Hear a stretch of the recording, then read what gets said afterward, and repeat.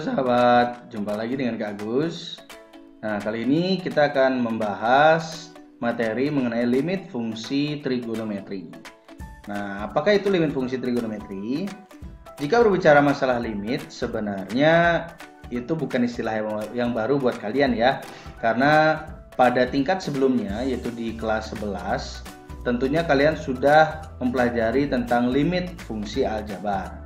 Nah, pada kesempatan kali ini, Kakak akan mengajak kalian untuk mencermati limit fungsi trigonometri, yaitu materi matematika peminatan kelas 12 IPA.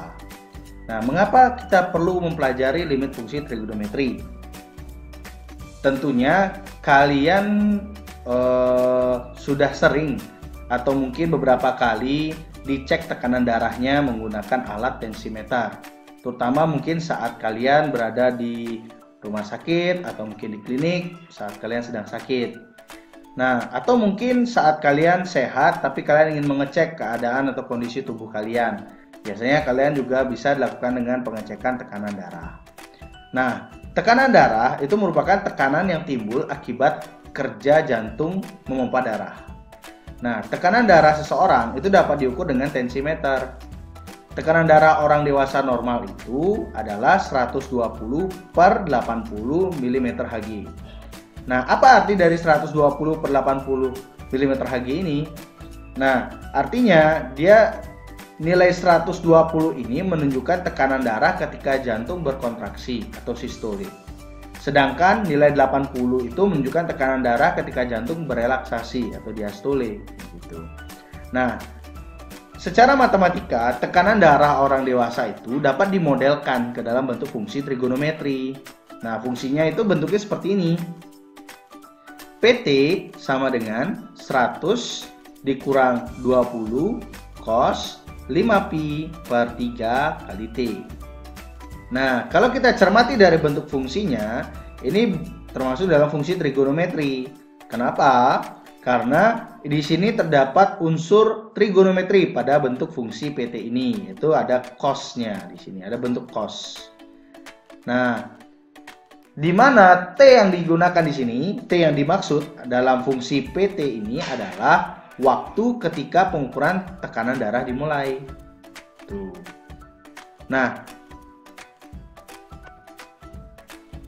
jika kita cermati grafik dari fungsi PT ini, dia akan bentuknya seperti ini, ya. Dia akan seperti ini, tuh. Naik turun seperti itu. Dia menyerupai grafik kosinus, ya. Dia membentuk grafik kosinus. Nah, tentunya yang menjadi pertanyaan adalah apa hubungannya tekanan darah ini dengan limit? Nah, misalkan kita ingin bertanya, berapakah tekanan darah pada waktu mendekati 5 detik pengukuran menggunakan tensimeter? Nah, untuk menjawab pertanyaan ini, kita bisa menerapkan konsep limit, di mana bentuk fungsi PT ini bisa kita nyatakan dalam bentuk limit, yaitu limit T mendekati 5 untuk 100 dikurangi 20 cos 5pi per 3T. Nah, bentuk inilah yang kita sebut dengan bentuk limit fungsi trigonometri yang akan kita pelajari saat ini. Oke, bagaimana? Bisa diterima? Bisa kalian pahami? Ya, mudah-mudahan kalian bisa menerimanya. Karena sangat penting untuk kita mempelajari sesuatu, ada alasan kenapa kita mempelajari hal ini dan untuk apa kita menerapkannya. Ya. Salah satunya adalah dengan mencermati nilai dari tekanan darah pada orang dewasa seperti ini, ya. Oke. Nah, kakak langsung saja konsep limit fungsi trigonometri. Nah, yang manakah yang kita sebut sebagai limit fungsi trigonometri? Apa perbedaannya dengan limit fungsi aljabar yang sebelumnya sudah kalian pelajari? Nah, di sini dikatakan bahwa limit fungsi trigonometri itu memuat fungsi trigonometri sebagai fungsi yang dikenai operasi limit. Nah, ya. Jadi penekanannya di sini ada fungsi trigonometri. Tuh, ya, sebagai fungsi yang dikenai operasi limit. Itu penekanannya di sana.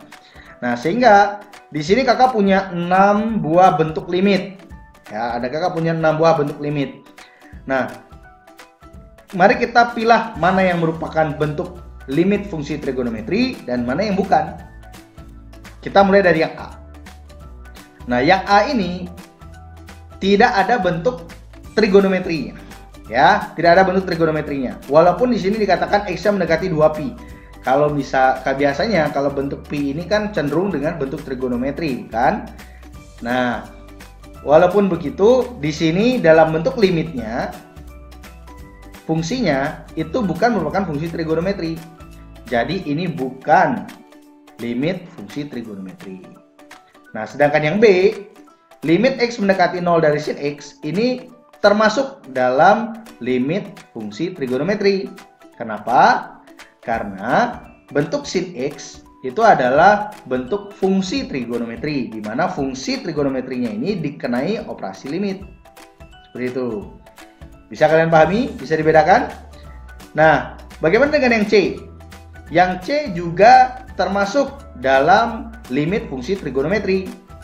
Ya, limit X mendekati pi per 2 dari tan X juga termasuk dalam limit fungsi trigonometri.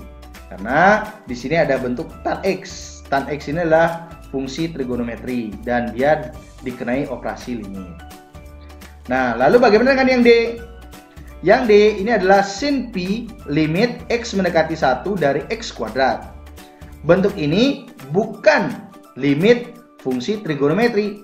Loh, kok bisa bukan? Ini kan ada bentuk sin pi-nya.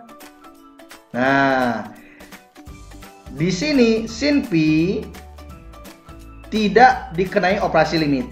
Ya, sin pi tidak dikenai operasi limit.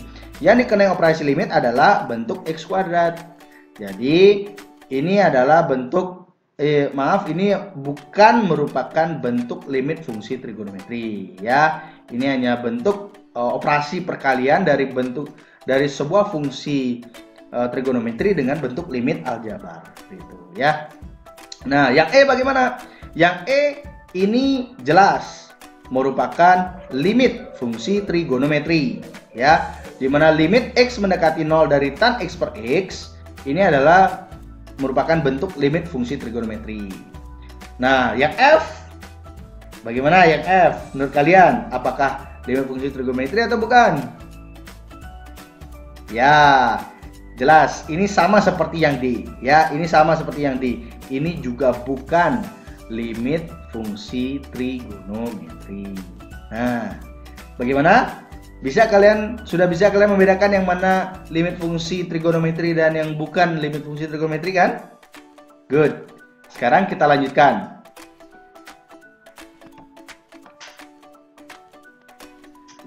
Nah, setelah kalian bisa membedakan yang mana merupakan limit fungsi trigonometri dan yang bukan, sekarang bagaimana dengan bagaimana dengan nilai limit fungsi trigonometrinya? Nah, sekarang bagaimana dengan nilai limit fungsi trigonometrinya?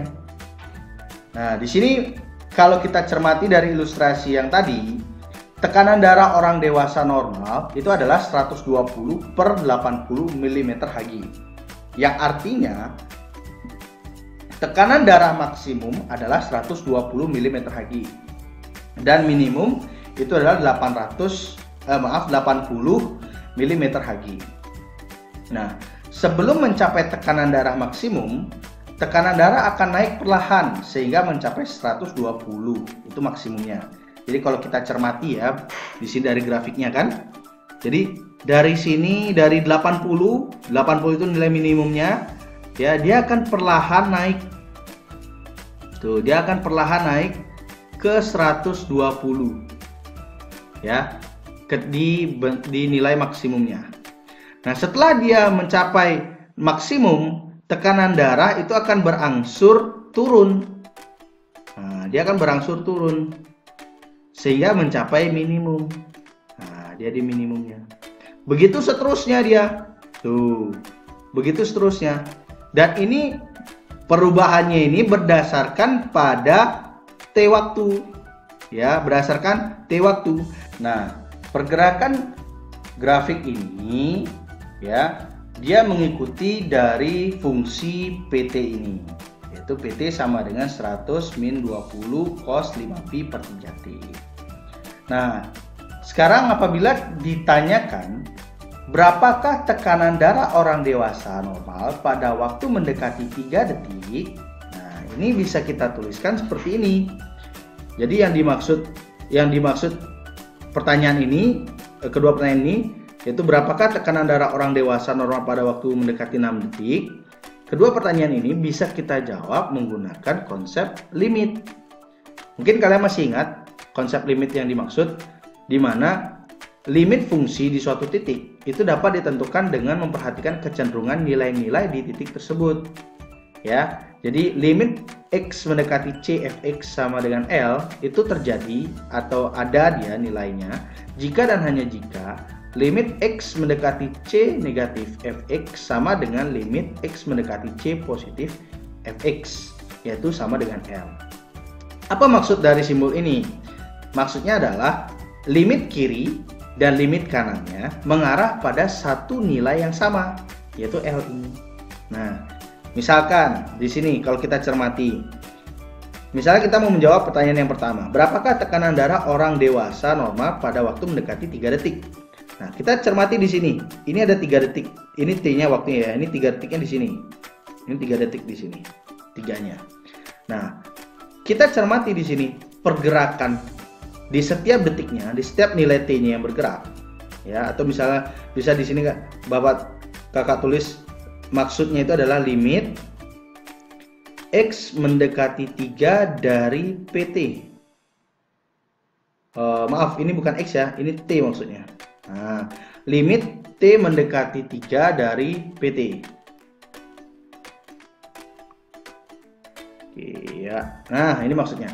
Jadi, maksud dari pertanyaan yang pertama, berapakah tekanan darah orang dewasa normal pada waktu mendekati 3 detik? Itu sama artinya dengan limit T mendekati 3 dari PT.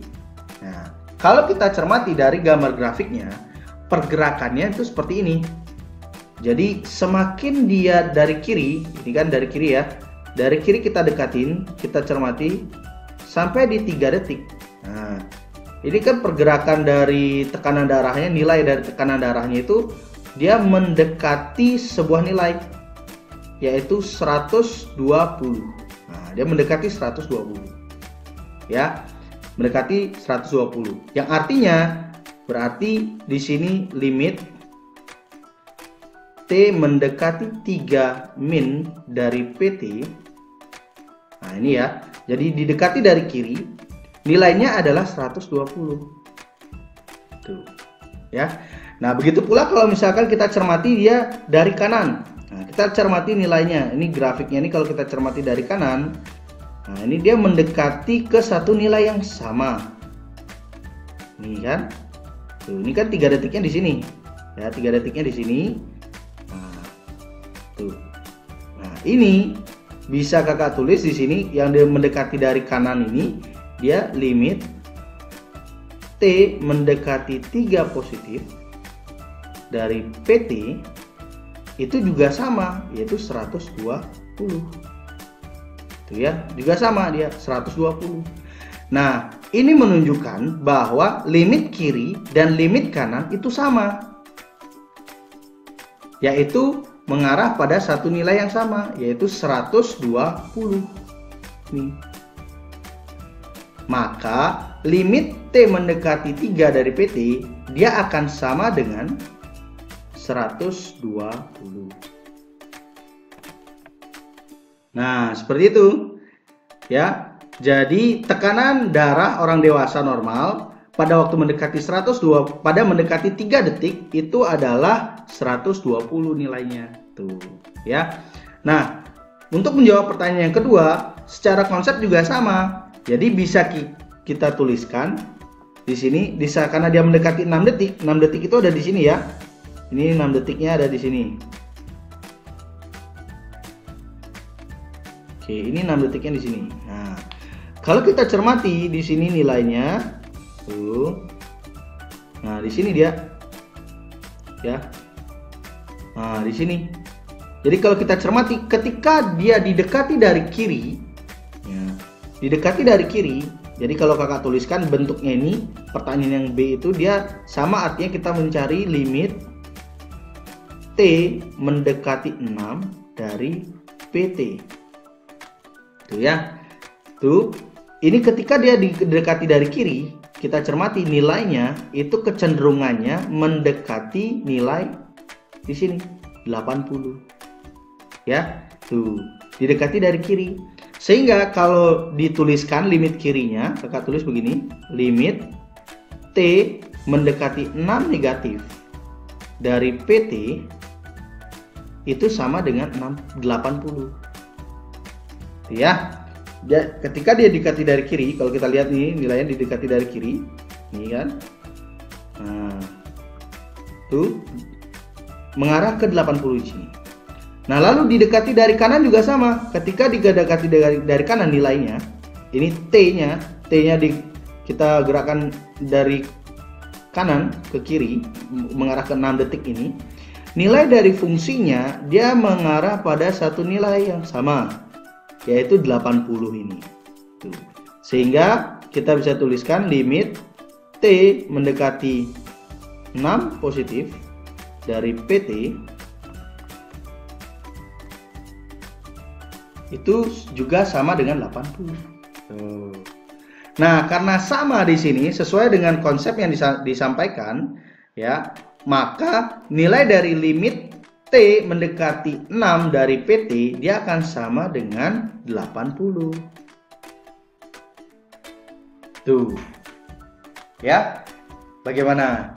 Bisa dipahami? Ya. Itu adalah nilai limit fungsi trigonometri yang secara konsepnya itu tidak berbeda dengan limit fungsi aljabar, ya. Yaitu limit sebuah fungsi fx jika x-nya didekati dari C, dia akan bernilai L jika dan hanya jika limit kiri dan limit kanannya itu sama dengan L. Itu. Ya, bisa dipahami ya? Oke.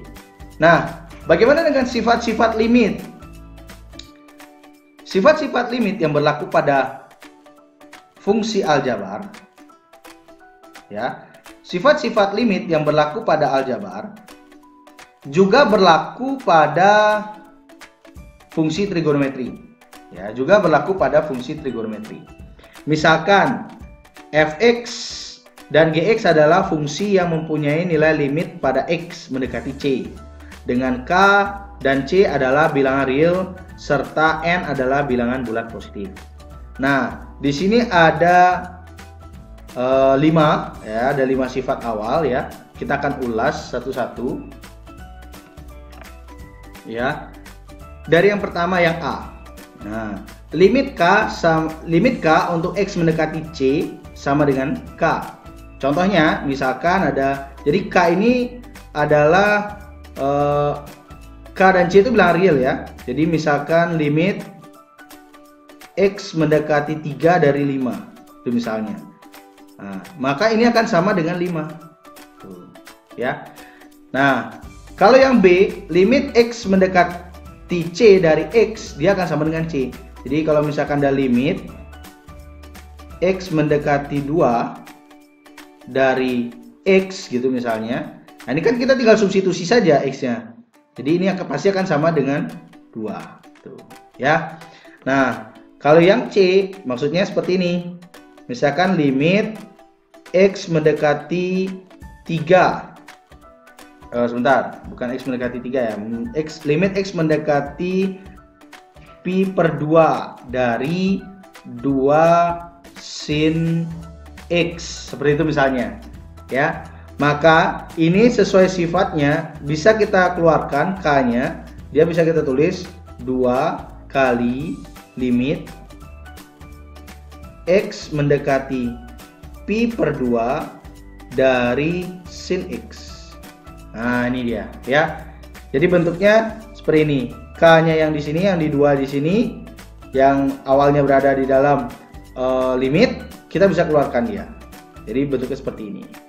Nah, kemudian sifat yang ke D, nah ini operasi penjumlahan ya. Misalkan ada limit X mendekati Pi dari sin 2X ditambah cos X gitu misalnya.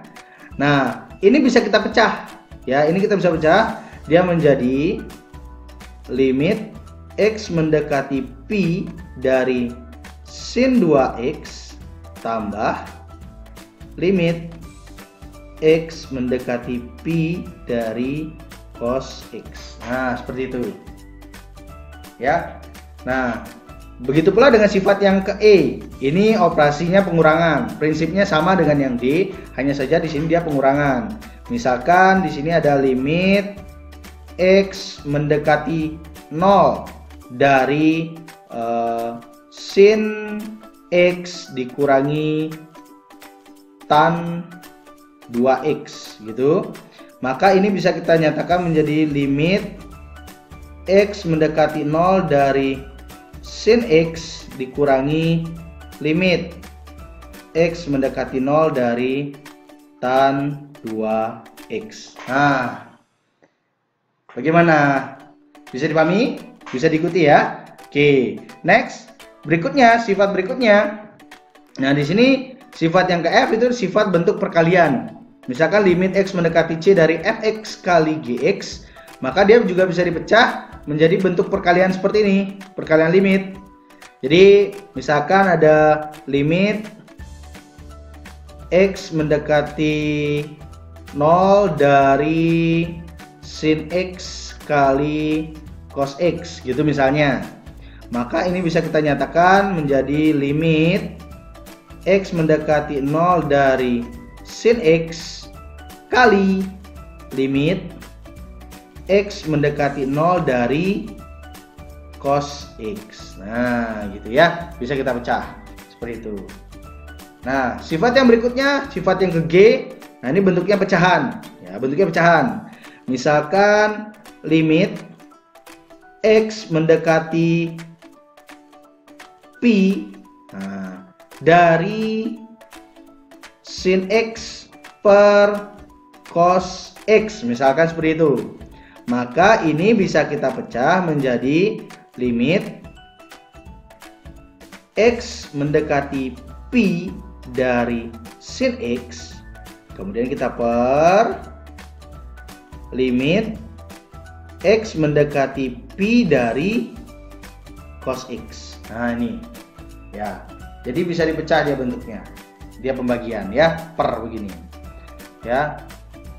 Nah, sifat yang ini, yang H, ini bentuknya sifat limit yang fungsinya dipangkatkan. Jadi kalau misalkan ada limit X mendekati Pi per 2 dari dari sin kuadrat 2X. Nah, misalkan seperti itu. Ya, jadi pangkatnya ada kuadratnya, pangkatnya di bagian Fx ini ya. Bisa kita nyatakan menjadi ini dalam kurung. Jadi bentuk pangkat dari limitnya ini. Limit X mendekati Pi per 2 dari sin 2X kuadrat. Nah, seperti ini. Jadi kuadratnya ini pindah, dia jadi di luar gitu ya. Jadi limit X mendekati Pi per 2 dari sin 2X kuadrat. Seperti itu ya. Nah, tidak hanya bentuk pangkat, bentuk akar pun juga sama ya. Jadi misalkan ada limit X mendekati 0 gitu misalnya, dari akar pangkat 2 dari sin kuadrat 2X gitu ya, maka ini bisa dinyatakan menjadi akar pangkat 2 dari limit X mendekati 0 dari sin kuadrat 2X. Nah, seperti itu ya. Nah, ini adalah bentuk sifat-sifat limit fungsi ya, yang pada dasarnya juga berlaku pada limit fungsi aljabar dan juga berlaku pada limit fungsi trigonometri. Nah, perbedaannya di limit fungsi trigonometri di sini ada dua sifat khusus, ya. Ada dua sifat khusus yang tidak dimiliki di limit fungsi aljabar. Di mana? Nah, ini perlu kalian cermati dan perlu kalian ketahui karena sifat ini akan sering kita gunakan untuk nanti menentukan nilai dari limit trigonometri, ya. Nah, yang pertama, limit x mendekati 0, ya. Limit x mendekati 0 dari x per sin x itu sama dengan 1. Dan limit x mendekati 0 dari sin x per x itu juga sama dengan 1. Jadi kalau kita cermati di sini dari bentuknya ini sebenarnya ya mirip ya, hanya saja bentuk pembilang dan penyebutnya dia tertukar, ya. Nah, begitu pula dengan yang kedua, limit x mendekati 0 dari x per tan x itu sama dengan 1, dan limit x mendekati 0 dari tan x per x itu juga adalah 1. Ya, ini. Tuh, jadi dua sifat limit fungsi trigonometri ini perlu kalian ingat. Oke? Nah, oke, itu dulu untuk mengawali pada video kakak yang pertama ini mengenai limit fungsi trigonometri. Ya, mudah-mudahan kalian bisa menerimanya dan bisa memahaminya. Jika kalian belum paham, kalian bisa putar ulang video ini lagi. Oke? Next, di video berikutnya kakak akan mengajak kalian untuk menentukan nilai fungsi trigonometri, yaitu dengan 3 cara, yaitu dengan cara substitusi langsung, dengan cara faktorisasi, dan juga dengan cara menggunakan sifat-sifat limit fungsi trigonometri yang sudah kakak paparkan tadi. Oke? Sampai jumpa di video berikutnya. Dadah!